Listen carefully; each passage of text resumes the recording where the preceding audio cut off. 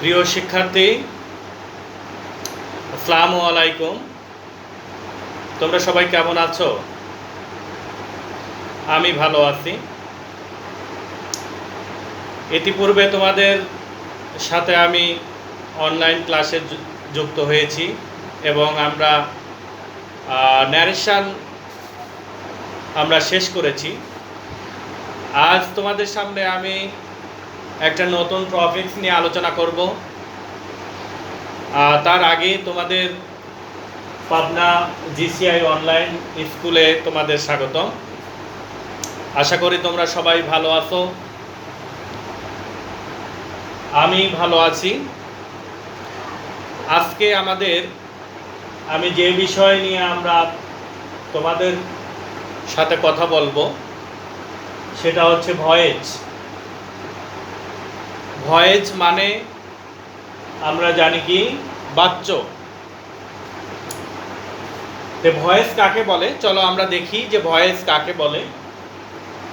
ভার্বের যে ফর্ম তার সাবজেক্ট সক্রিয় না নিষ্ক্রিয় তা নির্দেশ করে তাকে ভয়েস বলে। অর্থাৎ সাবজেক্ট সক্রিয় না নিষ্ক্রিয় এটা নির্দেশ করাকেই আমরা কি বলতে পারি? ভয়েস বলতে পারি। তোমরা কি সবাই বুঝতে পেরেছো?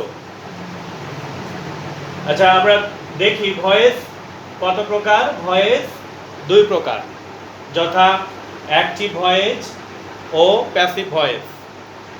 অ্যাক্টিভ ভয়েসের বাংলা হচ্ছে যেটা হলো সক্রিয় এবং প্যাসিভের বাংলা হচ্ছে নিষ্ক্রিয়।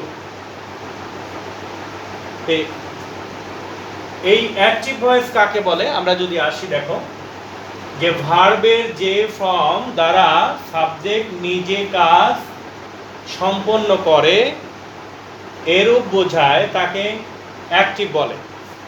অর্থাৎ তোমরা জেনে থাকবে যে অ্যাক্টিভ মানেই হচ্ছে সক্রিয়, অর্থাৎ সাবজেক্ট যখন নিজের কাজটা নিজে সম্পন্ন করে তখন সেটা অ্যাক্টিভ ভয়েস হয়। যেমন আই ইট রাইস, এখানে দেখো ভার্বের যে কাজটা খাওয়া কাজটা, এই খাওয়া কাজটা সাবজেক্ট সে নিজেই করেছে, আই নিজেই করেছে, এই জন্য এটাকে আমরা বলি অ্যাক্টিভ ভয়েস। ওকে,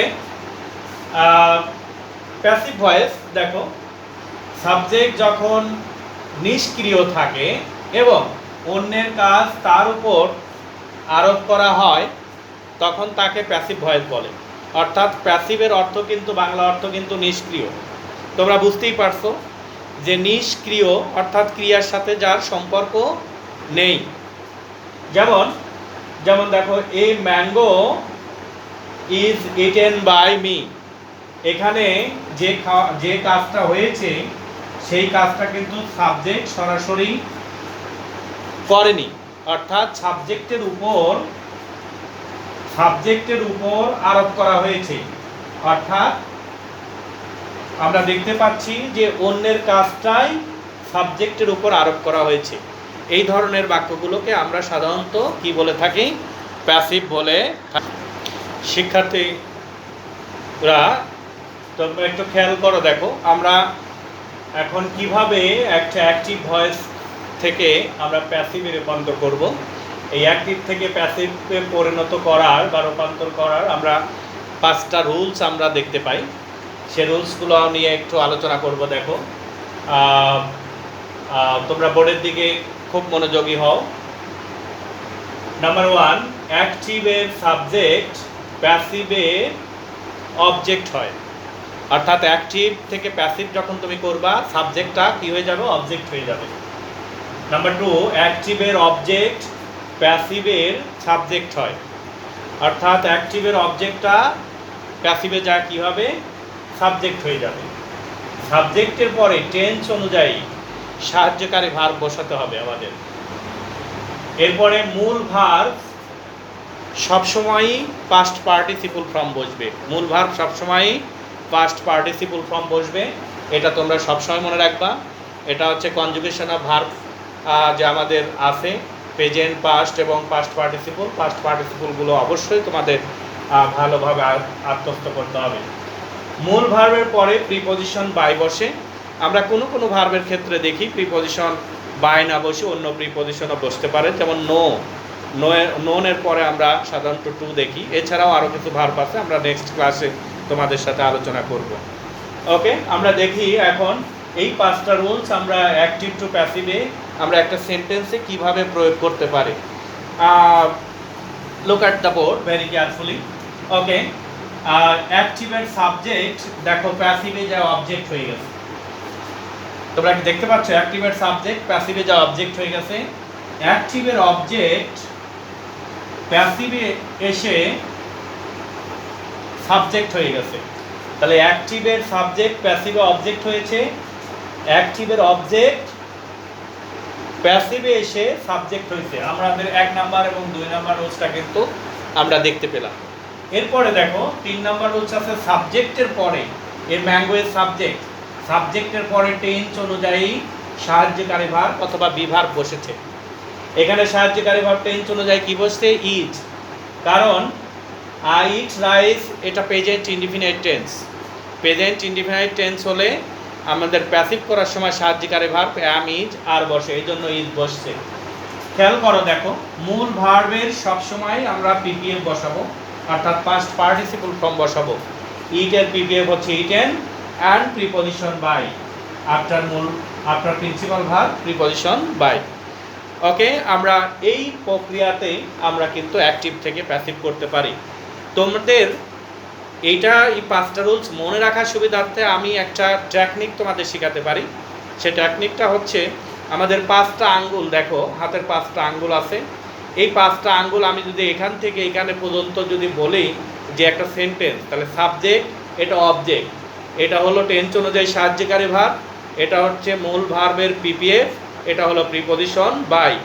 আমরা যদি এই জায়গায় 5টা আঙ্গুলে যদি 5টা রুলসকে রাখতে পারি তাহলে কিন্তু সবসময় মনে রাখবে।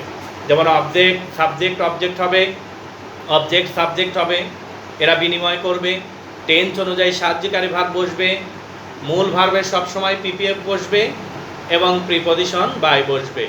ওকে ডিয়ার স্টুডেন্ট, আমার মনে হয় যে তোমরা রুলসগুলো বুঝতে পেরেছো। ডিয়ার স্টুডেন্ট, তোমরা বোর্ডের দিকে একটু লক্ষ্য করো, দেখো আই ইট এ ম্যাঙ্গো, অর্থাৎ আমি একটা এক্সাম্পলে বারবার দেখাচ্ছি কারণ যাতে তোমরা বুঝতে পারো সহজে।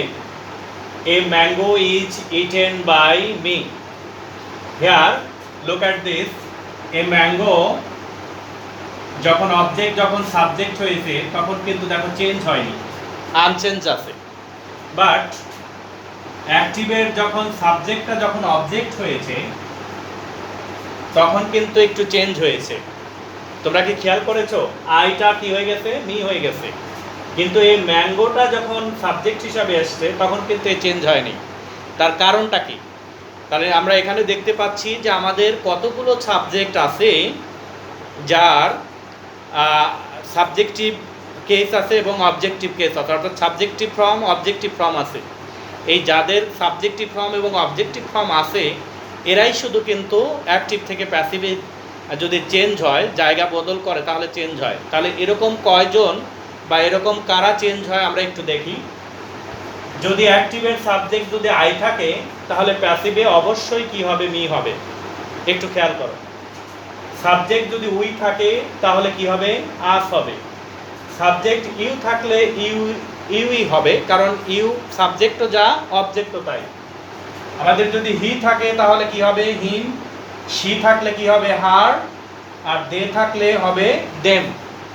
তাহলে 1 2 3 4 5 6 এই 6টা সাবজেক্ট শুধুমাত্র চেঞ্জ হবে অ্যাক্টিভ থেকে প্যাসিভ করার সময় যদি অবজেক্টে যায়। এছাড়া কিন্তু আর কোনো সাবজেক্টই চেঞ্জ হবে না, কারণ দেখো এই ম্যাঙ্গো যখন সাবজেক্টে আসছে তখন এই ম্যাঙ্গোই আছে।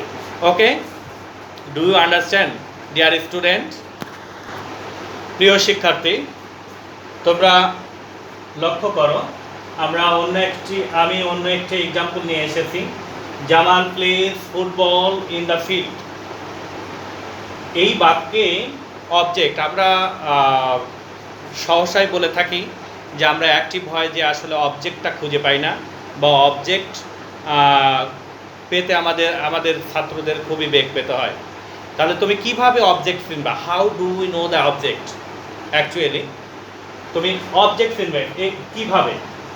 যেমন Jamal plays football in the field. Plays plays হচ্ছে ভার্ব, তাহলে ভার্ব আমাদের ভার্বের পরে ফুটবল আছে, ইন দ্য ফিল্ড আছে। তাহলে আমরা এই অংশে অবজেক্ট কোনটা, এই অবজেক্টটা আমরা কিভাবে বের করব? আমরা সাধারণত কেউ কেউ বলে থাকি যে শেষের সাবজেক্টটা অবজেক্ট হয়, কিন্তু আদৌ কি ঠিক? না, অবজেক্ট বের করার আমাদের একটা নিয়ম আছে, আমরা সেই নিয়মটা এখন দেখবো। দেখো, অবজেক্ট চিনিবার উপায়: ভার্বকে কি, কাকে বা কাদেরকে দ্বারা প্রশ্ন করলে যে ওয়ার্ডটি উত্তর হিসাবে আসবে সেটাই অবজেক্ট। এখন আমরা যদি এই সাবজেক্ট দিয়ে যদি ভার্বকে প্রশ্ন করি যে জামাল প্লেজ, জামাল খেলে, জামাল কি খেলে, আমরা যদি এই কি দিয়ে প্রশ্ন করি, তাহলে কি দিয়ে প্রশ্ন করলে উত্তর আসবে কি? ফুটবল খেলে। কিন্তু আমরা যদি কি, কাকে বা কাদেরকে দিয়ে যদি প্রশ্ন করি তাহলে কখনোই কিন্তু ইন দ্য ফিল্ড আসবে না। অতএব এটা দেখা যাচ্ছে যে এই বাক্যে ইন দ্য ফিল্ড কখনোই অবজেক্ট হতে পারে না, বিকজ যে এই কি বা কাকে দিয়ে প্রশ্ন করলে ইন দ্য ফিল্ড কখনোই উত্তর হিসাবে আসবে না। তাহলে এখানে অবজেক্ট হচ্ছে ফুটবল। এই অবজেক্টকে আমরা সাবজেক্ট হিসাবে নিয়ে football is played in the field by Jaman আমরা প্যাসিভ করেছি। আবার মনে হয় যে তোমরা আজকের এই বেসিক ক্লাসটা, অর্থাৎ ভয়েসের যে বেসিক ক্লাসটা, এই ক্লাসটা অত্যন্ত মনোযোগ সহকারে শুনেছো এবং আত্মস্থ করেছো। যদি এই বেসিক ক্লাসটা যদি তোমরা ভালো মতো আত্মস্থ না করো তাহলে পরবর্তীতে কিন্তু তোমরা ভয়েসটা বুঝতে পারবে না। কারণ ভয়েস অ্যাক্টিভ থেকে প্যাসিভ করতে গেলে তোমার যে এই 5টা রুলস প্লাস এই যে নিয়মগুলো, এগুলো তোমাকে অবশ্যই ভালো করে জানতে হবে। আজকে আমরা এই পর্যন্তই শেষ করবো। এর আগেও আমি বলেছি যে আমার ইউটিউব চ্যানেল আছে পাবনা জিসিআই নামে, যে ক্লাসগুলো দেওয়া হচ্ছে তোমরা যদি কেউ না দেখে থাকো তাহলে ইউটিউব সার্চ দিবা এবং ফেসবুকে আমার ফেসবুক লগ ইন করলে ফেসবুকে তোমরা ক্লাসগুলো পাবে, তোমরা ক্লাসগুলো দেখে নিবে। এবং আমি পরবর্তীতে আমরা ভয়েস নিয়ে আমরা দ্বিতীয় ক্লাসে আবার উপস্থিত হব। সে পর্যন্ত তোমরা ভালো থাকো, সুস্থ থাকো, এই কামনা করছি। সবাইকে ধন্যবাদ। আল্লাহ হাফেজ।